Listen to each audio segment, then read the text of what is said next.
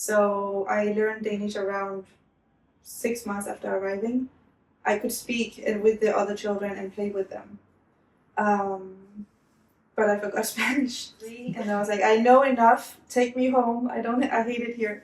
Because they could do physical punishment. Okay. They make fun of my accent. Because I can speak Spanish. I can just not speak Ecuadorian Spanish. It's like traditional Danish food. Yeah. It's very the same. It's potatoes, it's sauce, it's pork. Yeah. I prefer the summers. Like summers here are a bit humid, but I like it. It's better. The winters, I hate it. Cannot stand for it.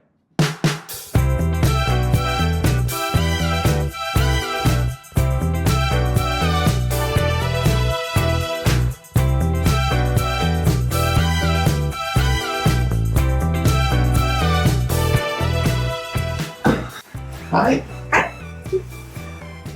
Diana, would you introduce yourself? Yes. My name is Dayanna. I am 29 years old, and I'm from Ecuador originally, but I lived in Denmark since I was 4. So you're Latino, so originally from Ecuador. Yeah. And can I ask, what did you study? Well, here in Denmark, I studied something called pedagogue. Mm-hmm. So I basically took a bachelor degree in taking care of children inside of school. So I can manage children from 6 years old to 18 years old. When did you move to Denmark? In the year 2000, my mom, she took me here because she found a new husband. Mm-hmm. So yeah, I've lived here for 25 years. So basically you came here when you were like 4 years old? Mm. Okay. And how was it? It was a complicated upbringing. The clashes of cultures are sometimes difficult to overcome when you're a teenager. So it's become easier now as a grown-up. Nice. And what was your childhood when you came here? So basically, that time you were talking Spanish. Yeah. And you didn't know anything about Danish, right? No. How was it in the schools or? I started in the kindergarten. Yeah. So my mom, she immediately when she arrived, she learned Danish and forgot to speak Spanish to me.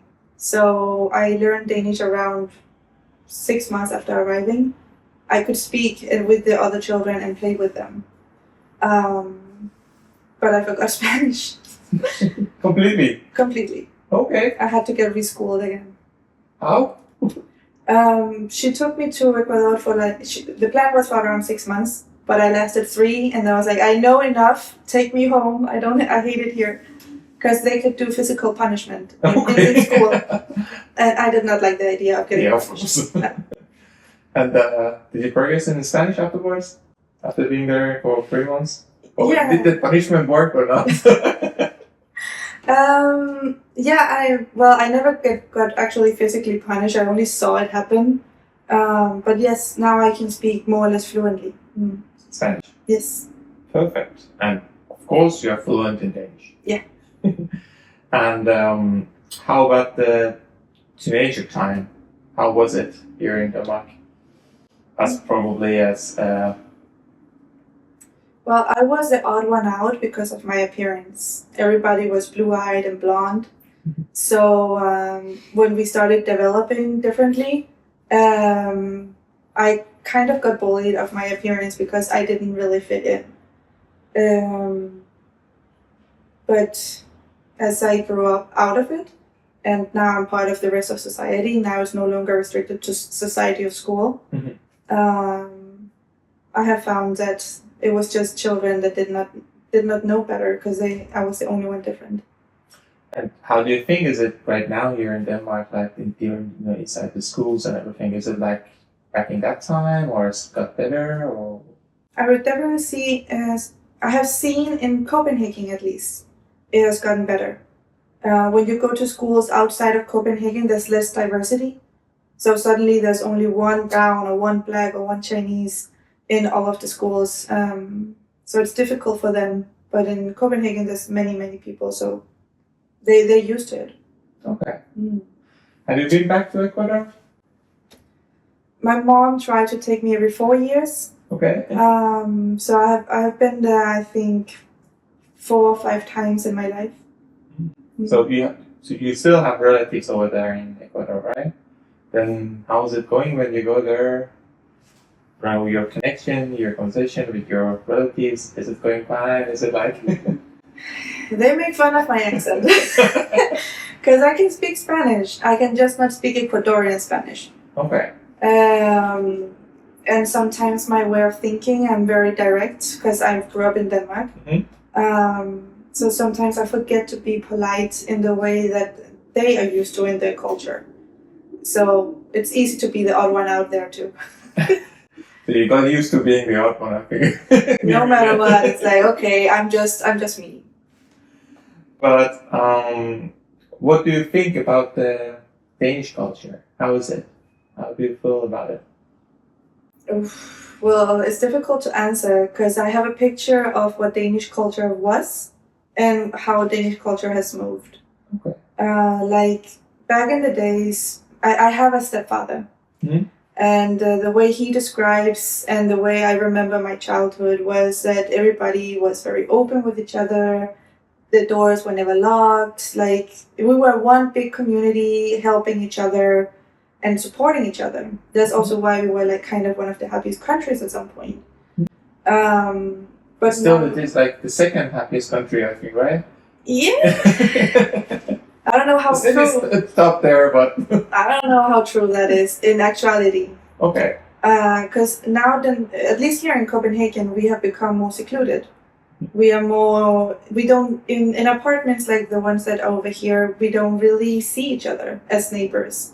It's like people just live there, but we don't talk to them. We ignore them if we can. It's a different vibe. I can feel that some of the old Danish mentality is trying to rise up. We're trying to help and be supportive and be positive. But there has been a downhill on that part, at least from what I see. Okay. And what about Ecuadorian culture? Mm-hmm. How is that one? That is very warm. After the pandemic, not so much. But before the pandemic, when I have visited and what I hear from my mom and my grandma, when I visited myself, the vibe of just everybody talking, everybody smiling, inviting people over, or just inviting themselves to your home. Music at every corner. It's such a different vibe. After the pandemic, though, it's become a bit harder. People are desperate, so they do stuff to their neighbors they would never have done before, just because they are in need of food or some kind of money to support their families. So the vibe is less vibrant. Okay. But do you still enjoy going back to Ecuador? Like, I have not been there before since the pandemic started. Okay. My mom has, and we can no longer visit my grandma. She lives in the ghetto. Usually we can get accommodation at her place. But after the pandemic, my mom had to go and live in a secluded area where they were more guarded, and people had to come and visit her instead of the other way around, because it's a bit more dangerous now.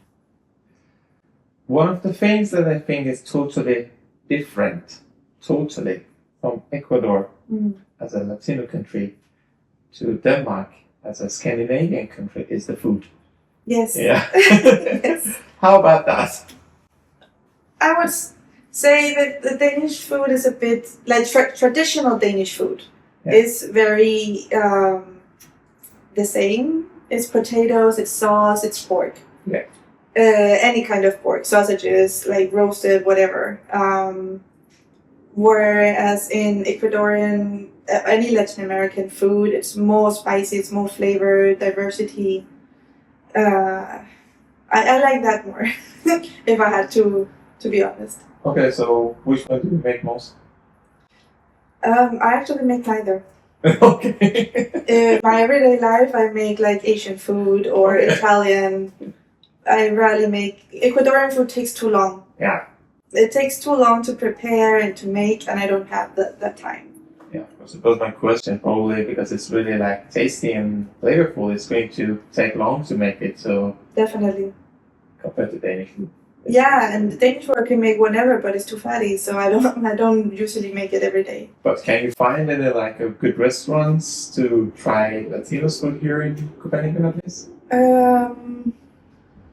Sometimes there's like pop-up shops. There's an Argentinian grill in Rafshaløen. Mm-hmm. There are some expensive places you can go and get a taste. Okay. But I don't go there because it's expensive. And you came here when you were really young, so you were like 4 years old. But what do you think if someone wants to move to another country? What is the main personality trait or skill that they have to be able to survive and thrive in the new country that they are moving to? Well, I have also had an expat boyfriend that came here spontaneously. He wanted to go to a different country. It should be a Nordic one. First it was Sweden, but he had friends in Denmark, so he ended up going to Denmark.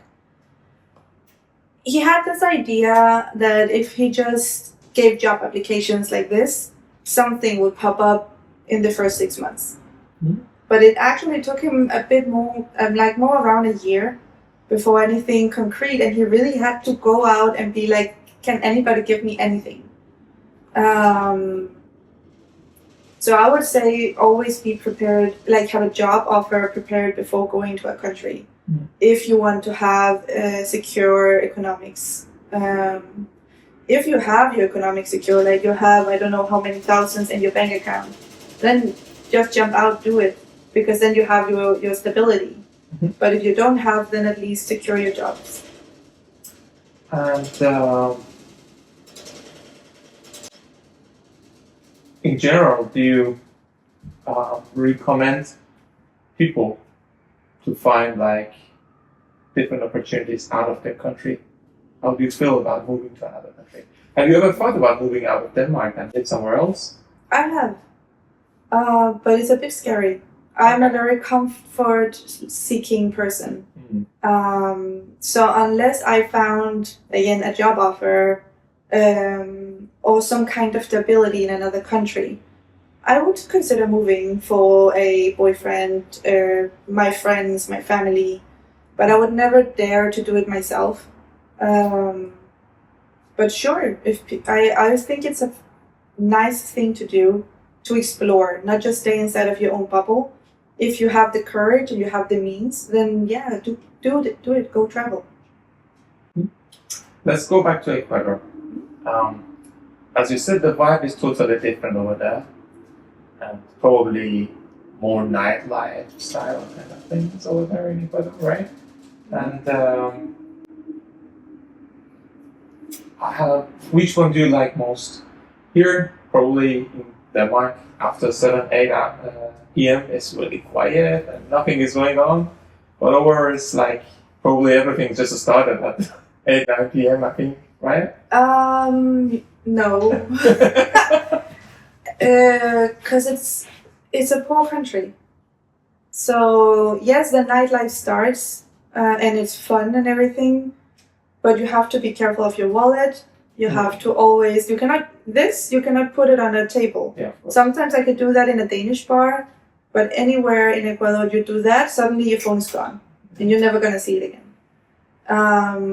It's a different mentality. Here in Denmark, I can lose my wallet, I can lose my phone, and I know it's at the bar the next morning.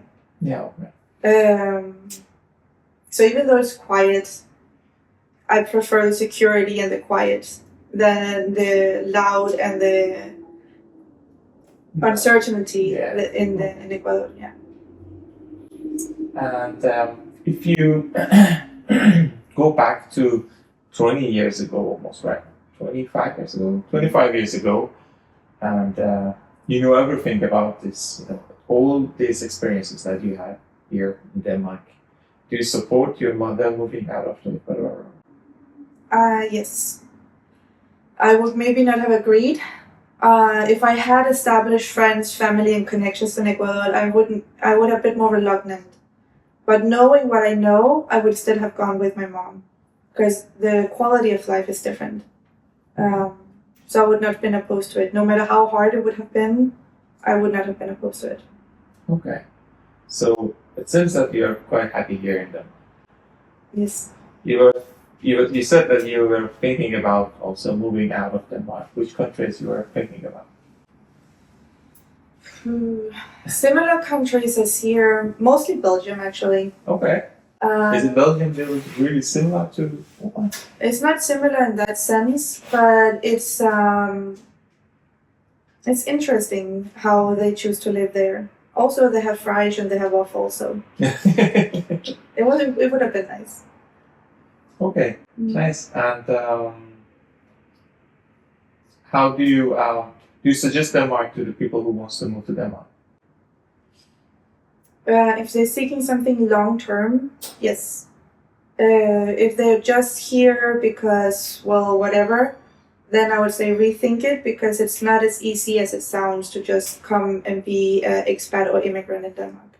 You have to really push through all the rules, all the laws, how they think, to actually have a quality of life that is satisfying. So you were talking about some like positive side of Denmark. What is the negative side of Denmark? What is not good in Denmark? I feel like everybody is left for themselves, at least in the eye of the state. They think if we put a website here with a lot of information, then people should understand, or people should know where to look, or people like. It's been in the recent years that they actually put stuff in English too. In the beginning, it was only Danish. You have to Google Translate everything, or have a spouse or friends that can translate it for you. So I would say you often feel alone. You often feel frustrated and isolated if you come by yourself to Denmark. What about the weather of Denmark? It's cold as fuck. I hate it. I really do. I prefer the summers. Like summers here are a bit humid, but I like it. It's better. The winters, I hate it. Cannot stand for it. And what about the wind? No. No, still no. In summer, okay, but in winter, it's like ice cold. You get like so cold into the bone, no matter what you wear. I'm not a fan. Okay, so you like the summertime here? I enjoy it very much. Yeah. Great. Do you want to say anything else? Nope. Then thank you. Yeah. For being here and having your time with us. Thank you.